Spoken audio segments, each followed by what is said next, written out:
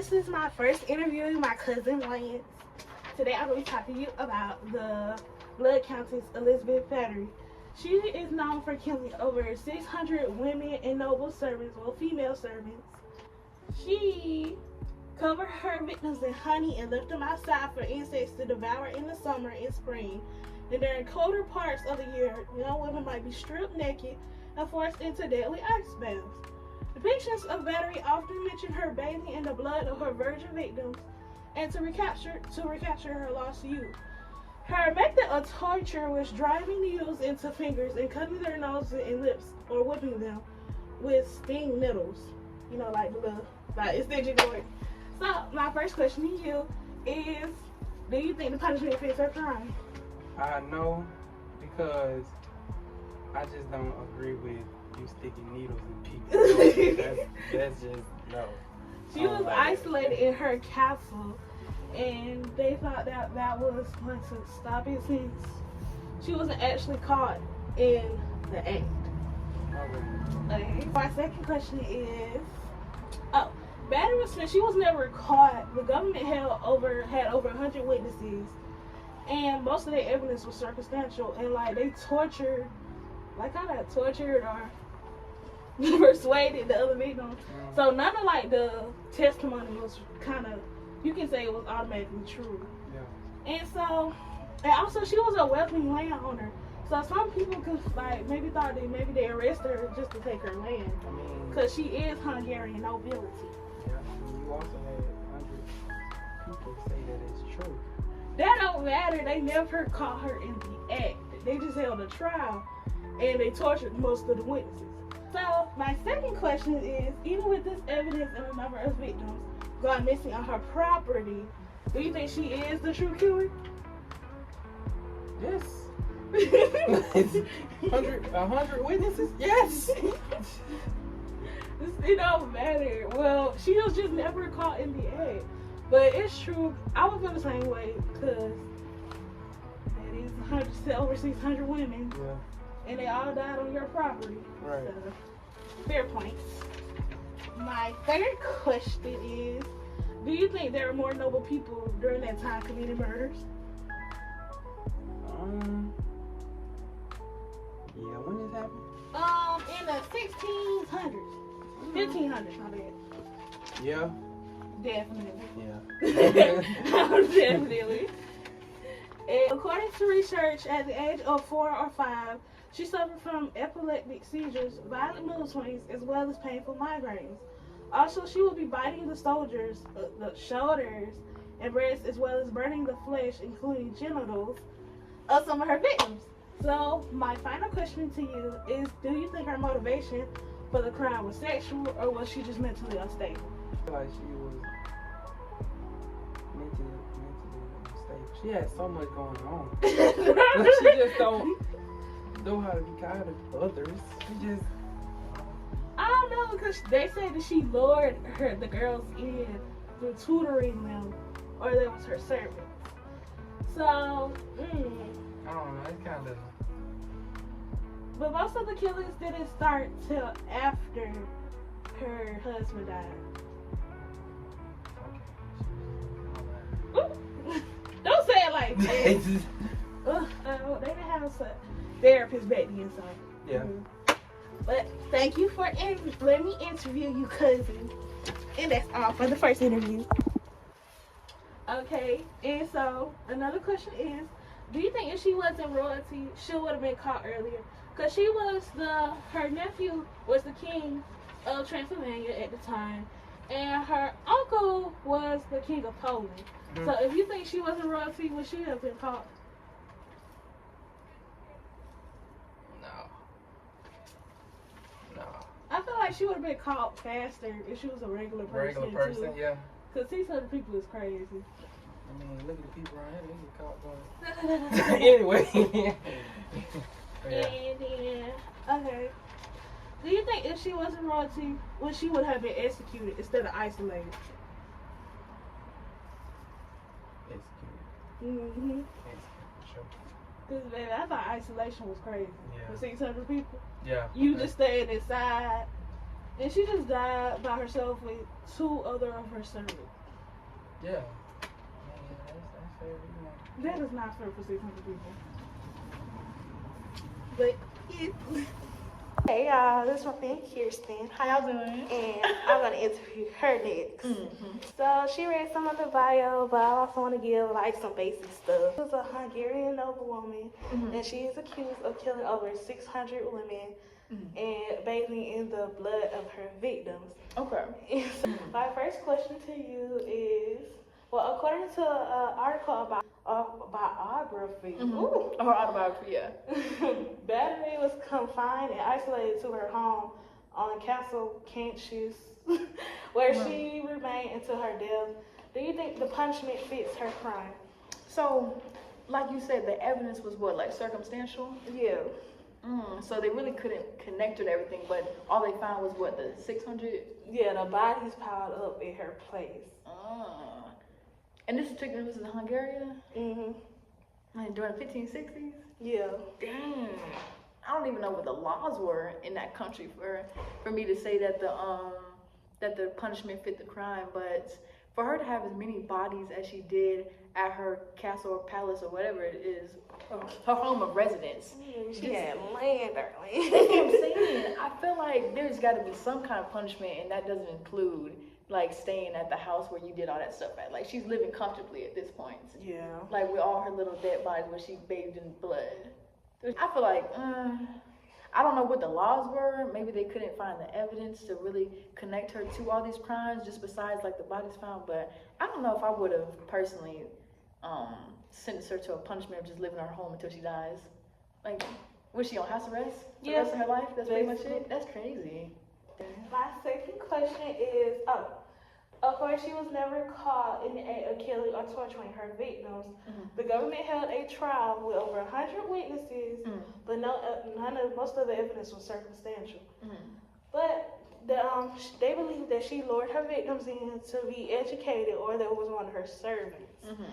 And the evidence gathered included 289 witness statements, and 250 offered with either hearsay or already known.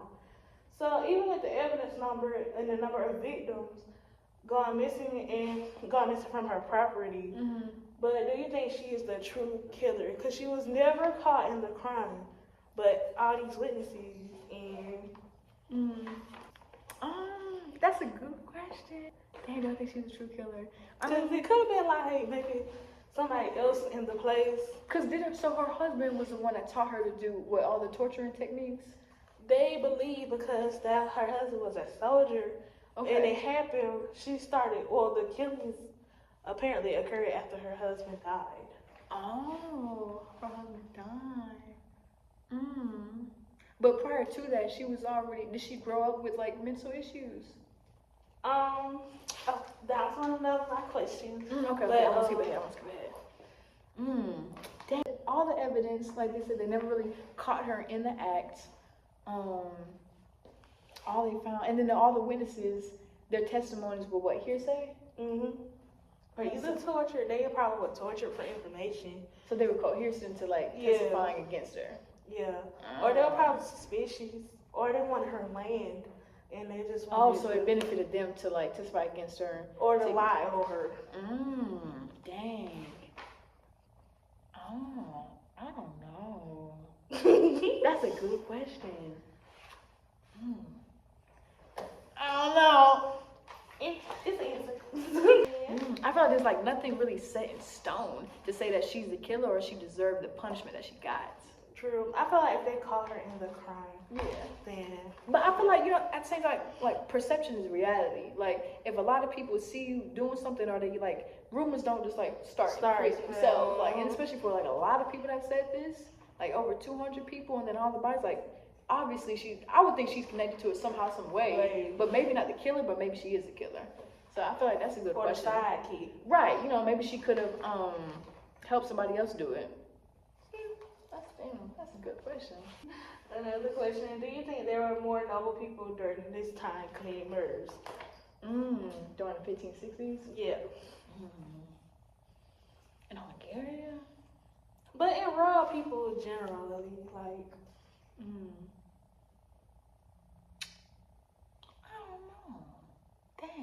So I feel like they would have got away with it back then even more, so that's why they would commit it more. I mean, yeah, because, you know, they were probably like, there wasn't like a lot of laws established. Like, there was a lot of gray areas. So a lot of people could get away with crimes more. So it's a possibility that there weren't noble people, but I think without being able to go into that timeline myself and or like at least like know the history of Hungary, I couldn't say if there were many noble people or not in that country during that specific time. Fair point. From like an unbiased standpoint. Ooh, the unbiased. But and the next question. According to research, at age 4 and 5, she suffered from epileptic seizures, violent mood swings, as well as painful migraines. But she will be biting the shoulders and breasts, as well as burning the flesh, including genitals, on her victims. So my question is, do you think her motivation was either sexual or she was just mentally unstable? Do you think she like knew a lot about sex like at a young age? They say she had a baby at 13 out of wedlock. Oh. And you know, you don't hear nothing about that in the older days. You sure don't. So from like 4 to 5 or it was like 7 years to 13. And then, damn, she had epileptic seizures. I would think that there's like some kind of like spirit of like lust or just like a spirit of anger or something like that, like attached to her maybe. Yeah, because I don't think she kept the baby that she had out of wedlock. And then she was married to a soldier her husband, when she was like 15, so. Dang. I think it was more for like a mental illness. Like if I took like my major was like criminology or like forensic psychology, I would like to dive deeper into like the minds of like of why, you know, criminals and serial killers do what they do. But I think it would be more of a mental illness. I'm not too sure though. I have to like go more into her story to make that decision. But I think I lean more towards a mental illness. Yeah. Okay. Do you think if she was a royalty, would she have been caught in more, or would you think she would have been caught earlier, or would she would have been executed instead of isolated?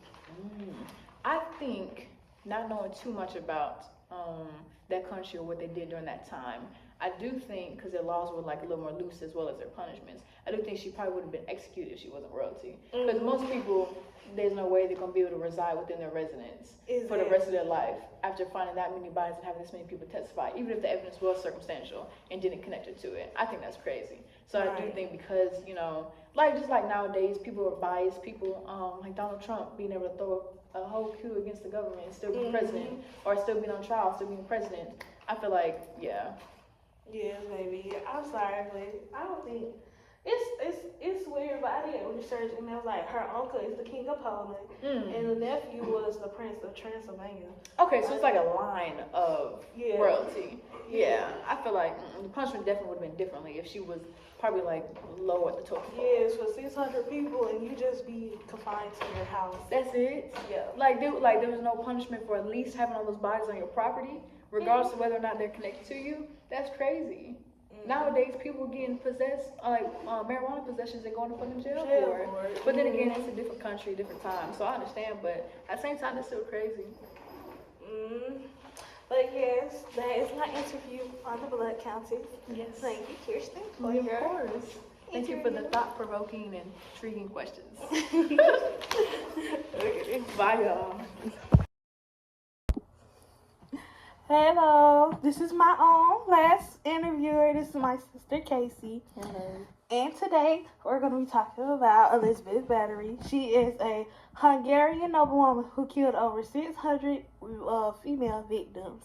She is known to torture her victims by driving needles into their fingers and cutting their nose and lips or whipping them with stinging needles. She will be biting the shoulders and breasts as well as burning the flesh, including genitals, of some of her victims. My first question is, and she was also known as the Blood Countess, because she would be known She was eating their blood or something? No, she was known to swim in the blood of her female victims.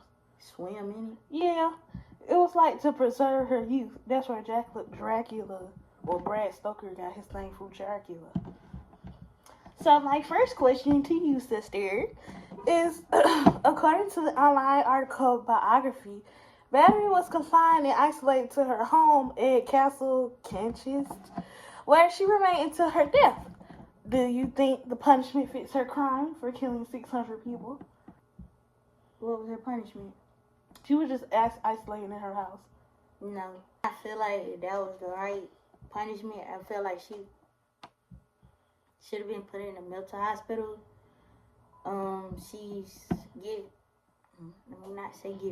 She's showing signs of mental impairment. It's something mentally going on.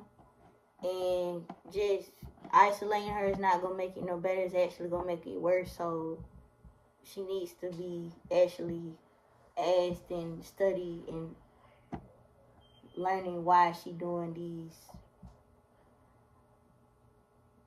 abnormal things. That's the word they taught us in counseling. Abnormal. You know they don't be doing that stuff in the 1560s, but So the second question to you is that Battery was never caught in the act of killing or torturing her victim.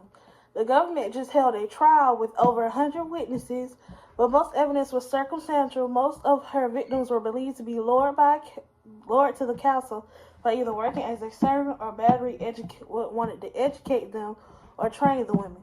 The evidence gathered included 289 witness statements, but only 250 offered were either hearsay or already known. Many of her servants was tortured or imprisoned or executed after their testimony. And Battery was either a murderous maniac or a pawn and incriminated by her family or foes in kin of seizing her land, because she was also the Countess of Hungary, and she had a big amount of land. So my question to you is, even with the evidence and the number of victims and her property, do you think that she is a true killer? She did have evidence convicted towards her, right? Most of the evidence that was given about her was circumstantial. They never caught her in the act. It's just all the bodies piled up at her castle. She committed the crime. It's something mentally going on, and she needs to be studied, because it's probably something that happened in her life earlier that caused her to be like this. Which leads me to my next question. That she was either asexual, or her motivation was sexual or mentally unstable. Because even when she was 5 and 4 years old, they said she had mood swings and epileptic seizures, as well as painful migraines. But the evidence said that she was biting the shoulders and the breast, as well as burning the flesh of the female genitals. And the killings happened right after her husband died, who they also believed to teach her how to torture people. No. So, you basically just proved what I thought before. It was something mentally wrong with her when she was little. It been happening, and I don't think she is a sexual predator and a sexual killer. I don't think she was doing it, having sex with the bodies. I just think she was mentally challenged, and she didn't know about it. She wasn't aware of it, but since she dealt with it at such a young age, in her mind that's normal, but it's not. It's abnormal towards society. So she's not a sexual predator. She's just mentally challenged. Well, another question is, do you think that there were more noble people during this time committing murders? Yes, I do think that. And okay, you think that if she wasn't royalty, would she have been caught earlier? Yes, because money covers up everything in society. It's still happening today. True, I did some research, and they said they really didn't have the trial until it started being royal people or royal women money going up missing. Look at Diddy. Look at R. Kelly. Ooh! Don't have them people. Ooh, don't. It's been going on for, 30, 50 years? Probably longer than that, though. Well, my last question to you, sister. Her uncle was the king of Poland, as I said before, and her nephew was the prince of Transylvania. So, do you think if she was a royalty, she would have been executed instead of isolated? Yes, she would have been executed. It's something, like I say, society point the fingers. It's something wrong with her. She crazy. Instead of pointing your fingers, something wrong, she crazy. Yes, we acknowledge that. We won't say crazy. We'll say abnormal. That's a better word in psychology. Abnormal is not normal to us, but it is normal to them. So we should rehabilitate stuff like that, study that, and try to help prevent more of this from happening. So, what was the question again?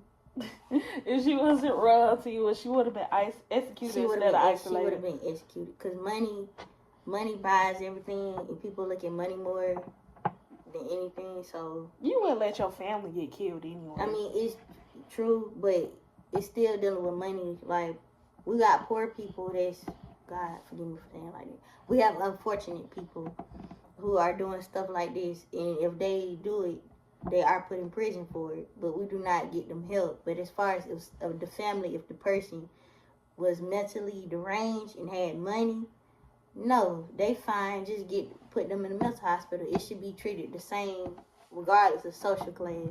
So before then and now, it's still going on. So yeah, she would have been executed if she wasn't rich. Well, thank you for your interview with me about the blood countess. You're and welcome. That's all. Bye.